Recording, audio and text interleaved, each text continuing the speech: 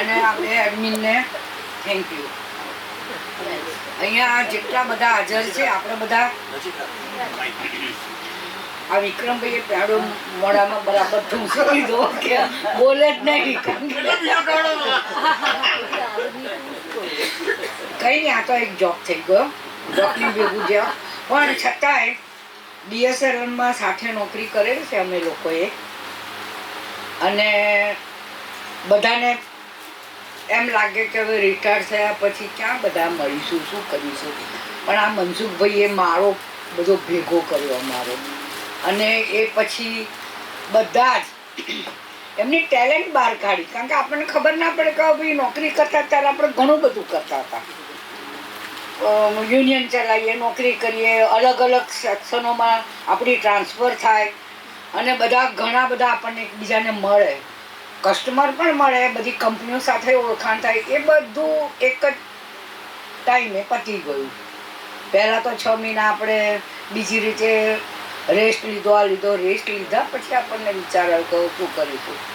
ત્યાં આપણા માસ્ટર આવ્યા મેદાનમાં અને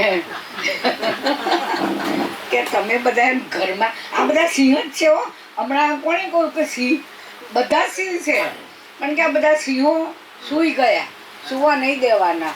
અને બધા સિંહોને ભેગા કર્યા. અને પછી આપણે બાળપણમાં તો રમતા હતા, નાચતા હતા, કૂદતા, આપણામાં ઘણી ટેલેન્ટ હતી. પણ ટેલેન્ટને એક બાજુ રાખીને ભણીને આપણી કેરિયર બનાવવી પડે.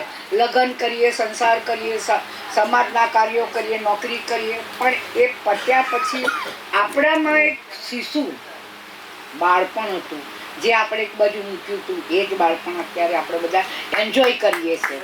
Right or wrong? Right, right. અને અત્યારે સાચા અર્થમાં, કારણ કે આપણે ફાઇનાન્શિયલ કોઈ તકલીફ નથી. અહીંયા મનસુખભાઈ, વિક્રમભાઈ બધા સરસ રીતે પ્રોગ્રામો એરેન્જ કરે છે, એમને બધા ગાય છે. અને હવે તો બધા ખરેખર એટલા સરસ ગીતો ગાય છે. ઘણા લોકોને સ્ટાર્ટિંગમાં આપણે સાંભળતા હતા તો એમ થતું કે ભાઈ હવે ના ના ના ના બંધ ના કરો, પણ હવે ચા મંગાવો, આપણે ઈશારો કરવો પડતો હતો. પણ એનું પરિણામ બહુ સારું આવ્યું છે, નો ડાઉટ પરિણામ સારું આવ્યું છે. ધીરજના ફળ મીઠા હોય. હા, એટલે આજે આપણે બધા ભેગા થયા છે અને આ પ્રોગ્રામ ખરેખર સારો છે. બધા યુટ્યુબમાં બધાના પ્રોગ્રામો જોઈએ છે અને મને પોતાને બધાને સાંભળવા બહુ ગમે છે. બીજો પેંડો આપો. મને ખબર હતી એટલે તમે પાછળ જોયું. ચલો, થેન્ક યુ વેરી મચ. અને મને બોલવામાં જે મોકો આપ્યો ને એના માટે તમે બધા સાંભળો છો. વિક્રમભાઈ હવે પછી તમને બોલવા નહીં દે, હવે તમને ગાવા દેશે.